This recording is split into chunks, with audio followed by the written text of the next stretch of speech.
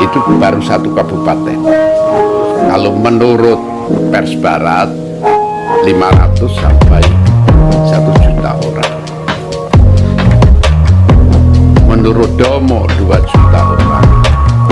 Menurut Sarwo Edi, yaitu komandan yang melaksanakan program pembunuhan atas perintah Harto, 3 juta yang ngomong itu dengan bangga.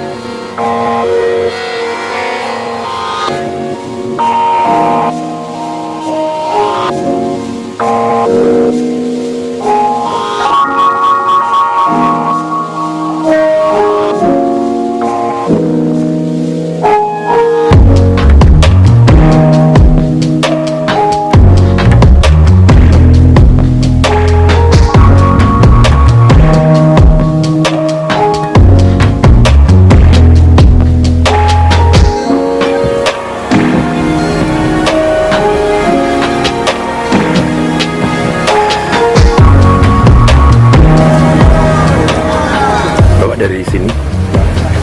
Saya Monosobo. Iya, Bapak tahu ini pemakaman apa itu dulu? Mendengar Apa ceritanya, Pak? ceritanya penggantian orang-orang yang dari didakwa PKI gitu. Didakwa ini Tahun berapa itu, Pak? tahun 65.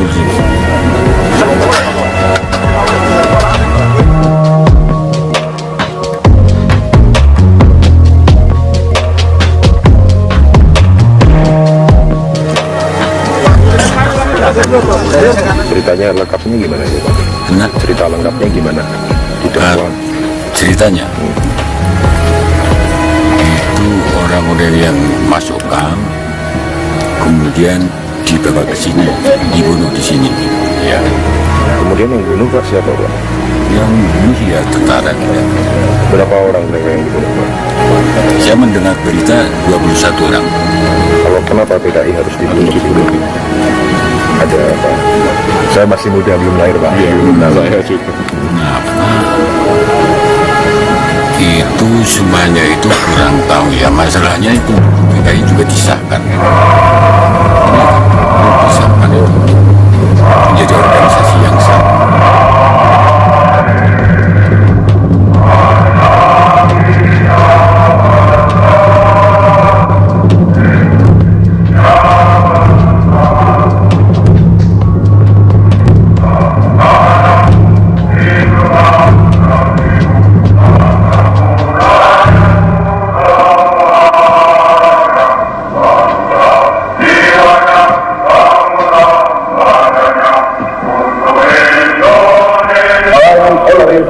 Ideology. The nationalist ideology, the religious ideology, the communist ideology. Ya, Orde Baru dibangun di atas mayat para pendukung Soekarno. Para pendukung Soekarno itu termasuk PKI, termasuk kaum nasionalis, termasuk kaum agama.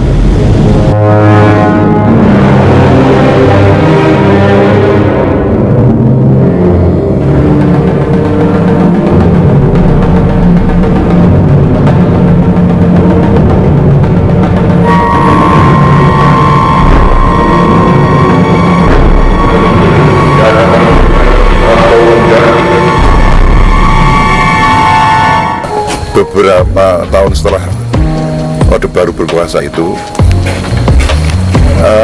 pembohongan sejarah itu dilakukan. Waktu peristiwa 65 itu atas perintah Soeharto itu diadakan pembunuhan, pembersihan, penyiksaan seluruh Indonesia. The military from Jakarta came to the area, and then the killing started, done by the civilian together with the military. So it seems that with the military coming there was an encouragement by the people to you arrested the supposed to be the communist member? Berusaha mengikuti mana dia sebenarnya, posisinya bagaimana. Saat ini YPKP bersama SNB sedang melakukan satu kegiatan pemugaran kuburan massal yang ini dilakukan atas permintaan dari Ibu Sri Muhayati yang menduga bahwa almarhum ayahnya dikuburkan di sini. Tujuan dari penggalian ini pertama untuk menemukan kerangka dari ayah Ibu Sri Muhayati untuk dipindahkan ke pemakaman keluarga di Yogyakarta di Ujung Harjo.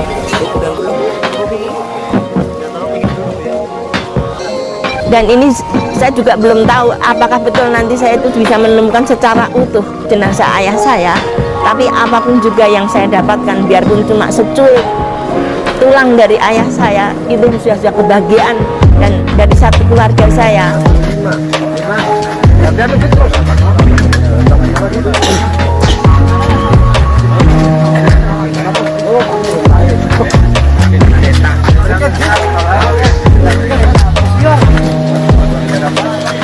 Ada orang yang satu sel dengan ayah saya waktu di penjara Wonosobo. Dia menceritakan dulu memang ada seperti gondong gitu di sana. Kita tidak boleh datang dari lingkungan situ. Katanya untuk membunuh monyet-monyet. Nah, gitulah katanya. Daerahnya di mana? Cari Bu, itu di bawah pohon kelapa.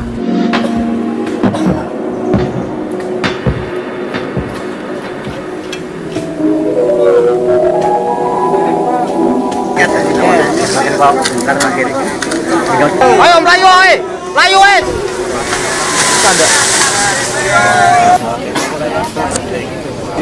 Suatu tulang lengan, coba kita ke dokter kan ya. Merus apa? Maka kita bisa menemukan satu bukti bahwa betul-betul apa yang dilakukan Soeharto itu memang kekejaman yang luar biasa. Seperti yang kami bawa ini dengan tulang bawah. Saat saya yang sudah 32 tahun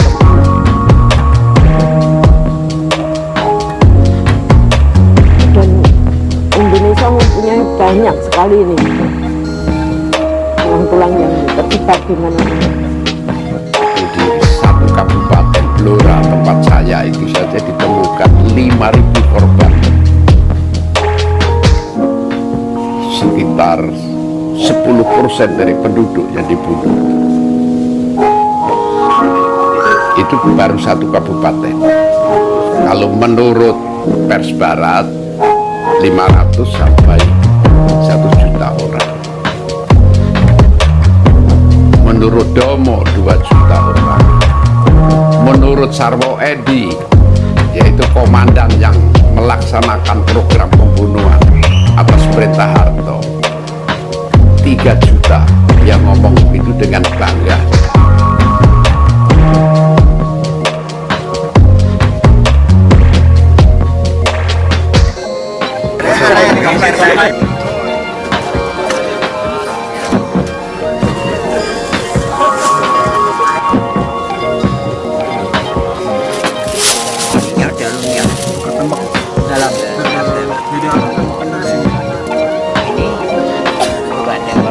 Jadi kalau tidak begini nanti kita harus konsumsi. Berarti bukan informasi. Nah, kali ini berusin dulu. Nggak tahu apa-apa itu tahu-tahu. Pada suatu saat itu terdengar suatu tembakan yang beruntung. Apa itu? Kalau kita kan begitu. Katanya ada Bapak dengar tembakan? Dengar.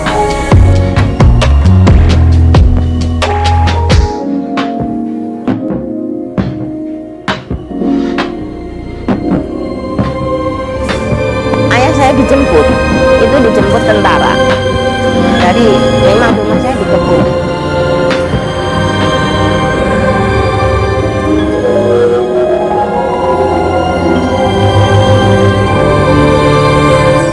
Orde Baru itu dibangun menurut kehendak modal multinasional, seperti saya katakan tadi, yaitu kerjasama antara Inggris dan suatu sayap dari Angkatan Darat. Dan sayap Angkatan Darat ini dikepalai kemudian oleh Harto. Mereka memang mau memudahkan pemerintah dengan membunuh supaya orang takut. Dia madep ke sana, ya, nyungsep ke sana ya.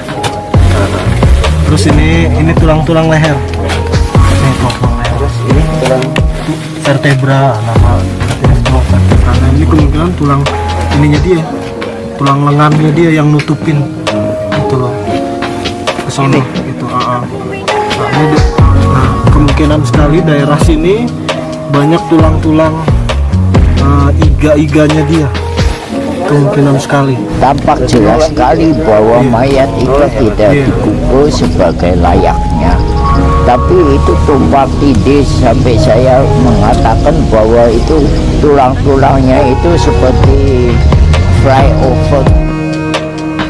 Ya, sewaktu saya melihat kerangka-kerangka itu, saya membayangkan bagaimana mereka sewaktu mereka masih hidup dan mereka dibawa ke tempat ini, melewati hutan-hutan yang begitu gelap, ya, yang begitu terpencil tanpa harapan apa-apa, dan kemudian tanpa alasan yang jelas yang kita tidak tahu sampai sekarang, ya mereka harus mati secara sia-sia.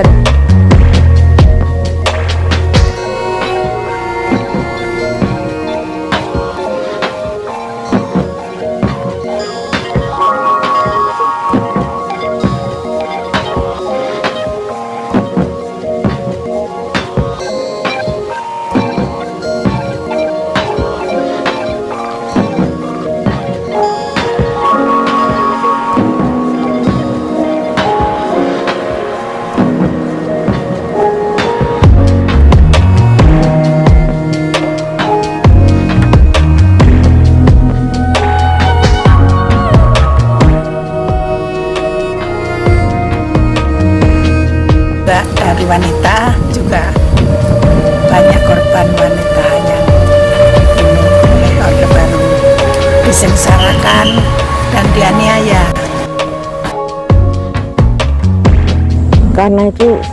Karena ya saya mengalami siksaan berat, dihukum 20 tahun. Demikian juga teman-teman. Jadi rasanya dendam.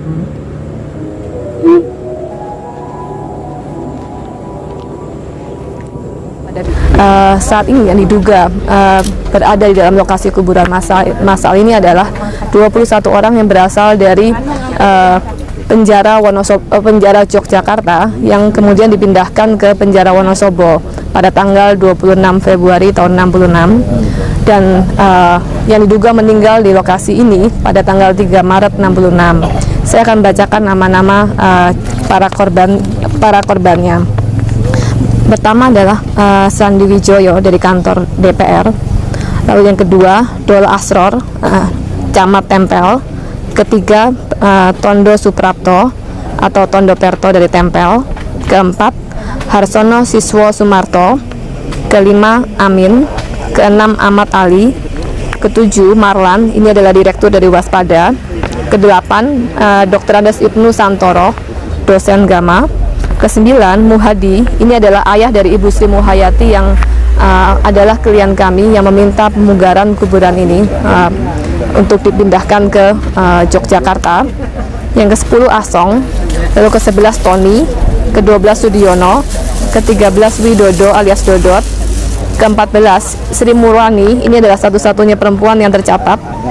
Ke-15 adalah Septio Mujiono atau Carik Cebongan. Ke-16, Siswo Harjono. Ke-17, Slamet Suyatno. Ke-18, Mariono. Ke-19, Sumitro. Ke-20, G. Supraworo. Ke-21, Sudibyo.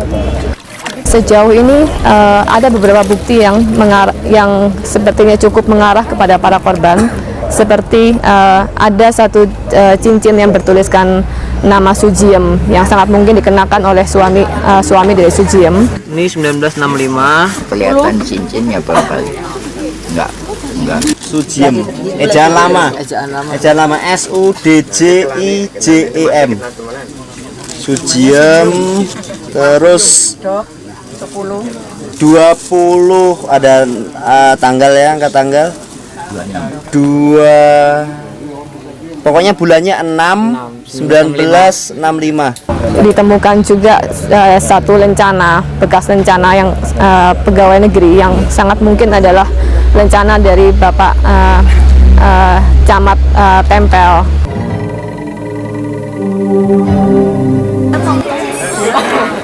Ada beragam penemuan ya yang menyertai mulai dari sisir, lalu koin-koin mata uang, minyak wangi, proyektil maupun selongsongan peluru, lalu potongan pakaian, potongan kerah baju. Dilempar langsung. Pak, jangan di situ ya Pak, ini buat lempar gitu nanti kena.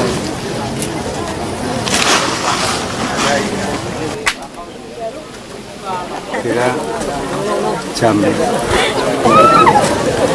Emang besar ya Bapak ya?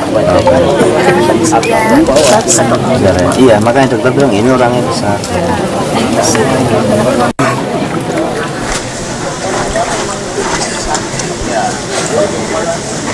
Nah, Mbak Yum niku pancen wonten ngomong payah alis dados Kira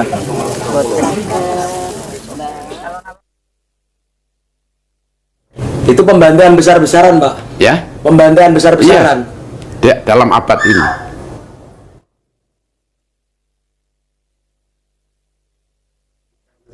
Walaupun belum terbesar, yang terbesar yang dilakukan Hitler. Proses yang saat ini harus dilakukan adalah pertama, setelah semua kerangka berhasil dikeluarkan, lalu diidentifikasi di laboratorium mungkin di rumah sakit di Yogyakarta, karena rumah sakit di Wonosobo ternyata tidak memiliki data, tidak memiliki dokter forensik. Dari sana, setelah berhasil diidentifikasi, lalu keluarga yang menghendaki, tentunya mereka berhak memintanya untuk dikuburkan secara layak, dan yang tidak mungkin dimakamkan secara massal di tempat pemakaman umum dengan penandaan nama-nama yang diperkirakan adalah mereka.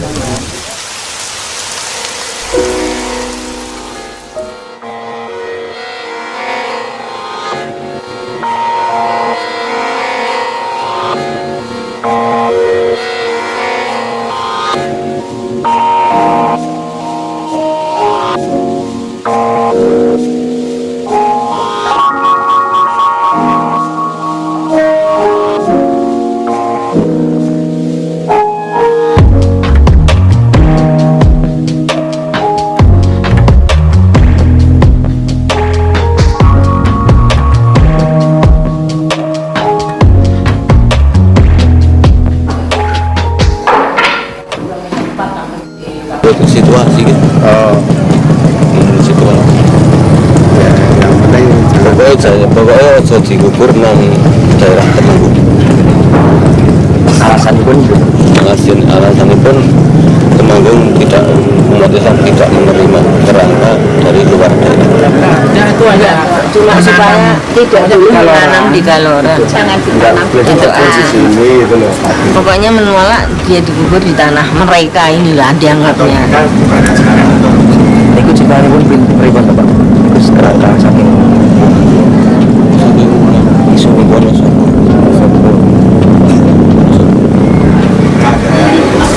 Karena begini, di sini itu kalau untuk makamkan daerah sini bukan daerah PKI ya begitu. Saya tanya, gitu. Jumlahnya pinten Pak masyarakat yang menolak? Wah, seluruh Kabupaten Temanggung. Perhimpunan umat Islam se-Kabupaten Temanggung. Ya, bahwa kami sebenarnya dari teman-teman yang merupakan gabungan atau aliansi dari berbagai ormas-ormas Islam, baik itu dari NU, dari Muhammadiyah, juga dari pengajian guru-guru SD yang ada di Kecamatan Kaloran ini, juga dari berbagai kekuatan keormasan kepemudaan mengantisipasi adanya penguburan ini yang tak lain dan tak bukan, karena kita tahu semua bahwa yang akan dikebumikan ini tulang belulang dari orang-orang yang berdekatan sebagai ex G30S. Yeah, I think the army then quote-unquote prepared the nation against communism by blaming the communists on everything, for everything. And because of that, then you see, at least 500,000 people were killed. Because you see, NU people and many other people beside NU then thought that they were the culprits of the so-called attempted coup d'etat. But actually, like what's said by Van Daka, that it was all misinterpretation of things. Kemungkinan daerah ini bukannya karena jeleknya orang ini, bukan karena pengetahuan sini itu mudah katanya tadi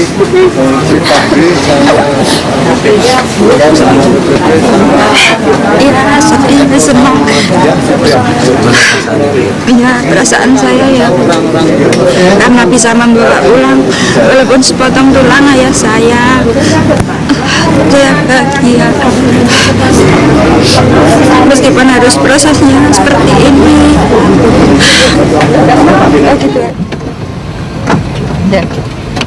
di depan rumah Pak itu di lapangan sudah ada poster-poster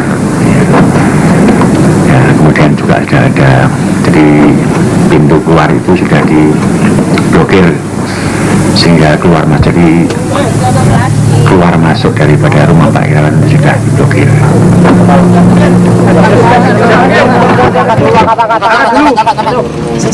Ini juga dikhawatirkan kalau nanti terjadi benar-benar terwujud penguburan tersebut akan menimbulkan satu monumental historis begitu, yang suatu saat tempat tersebut jadi tempat ziarah, tempat berkumpul-kumpul, kemudian dikhawatirkan itu akan menghidupkan kembali ideologi tersebut gitu. Kurang ngerti apa warga itu betul.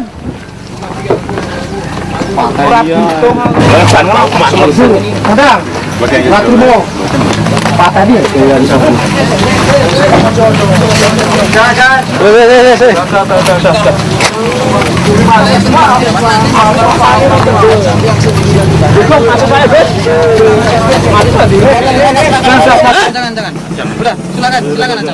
Well, we have to be honest to history. I began by, seeing that many people in Russia became Christians. And in my examinations, I found out that they were so because their families were killed or were the victims of actions by the Muslim movements. So because of this, then we have to acknowledge thoroughly that if we did a wrong thing, then we have to apologize for it. This is what I was taught since my childhood. This is the misconception of of banning communism. See, is very, very great here. They were angry when I said that we should forget about that. We should change that into, for example, differentiating between ideology and institutions. So if they ban the PKI, it's all they can do, and it's up to them. Yeah, but banning ideology or banning thoughts is another thing that is impossible to do.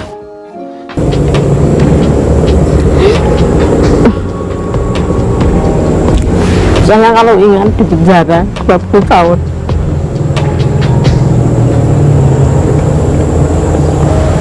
Menanggung penderitaan berat itu seperti seumur-umur tidak akan hidup waktu itu. Jadi sekarang saya ada kesempatan untuk hidup.